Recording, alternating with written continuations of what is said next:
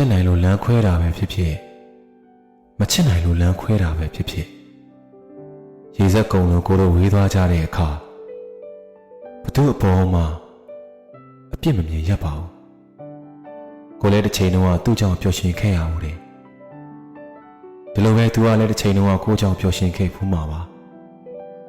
အစဉ်ပြေနေချိန်တုန်းလေးမှာတော့ကိုဟာသူ့အတွက်တန်ဖိုးမဖြတ်နိုင်တဲ့ယန္နာသူကလည်းကိုအတွက်အကောင်းဆုံးဖုံမွန်လေးပေါ့ကံကြမ္မာမျက်နှာသာမပေးခဲ့လို့ကိုတို့ဝေးခဲ့ကြတယ်ဆိုရင်တော့မင်းရဲ့နောက်ကွယ်မှာမင်းမကောင်းတဲ့သတင်းတွေကိုပြောပြီးတော့မင်းနောက်ကျောဓာတ်နဲ့ထိုးမယ်လူမျိုးတွေမှာကိုမပါဘူးဆိုတာမင်းယုံကြည်ပေးထားပါရေစက်ရှိသလောက်ဆုံးခဲ့ပြီးပြီလေရေစက်ကုံရင်ဝေးကြရတတ်တာတဘာဝပါပဲလို့ကိုသဘောထားရင်လည်း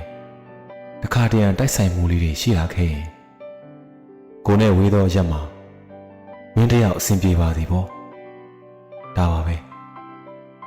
တွေ့ဆုံခြင်းတွေမှာရိုးရှင်းစွာချစ်ခဲ့ကြတယ်ဝေးကွာခြင်းတွေမှာလည်းရိုးသားစွာလမ်းခွဲခဲ့ကြတယ်ကိုတို့ချစ်ခဲ့ကြသည်ထို့နောက်ကိုတို့ဝေးခဲ့ကြရသည်ပေါ့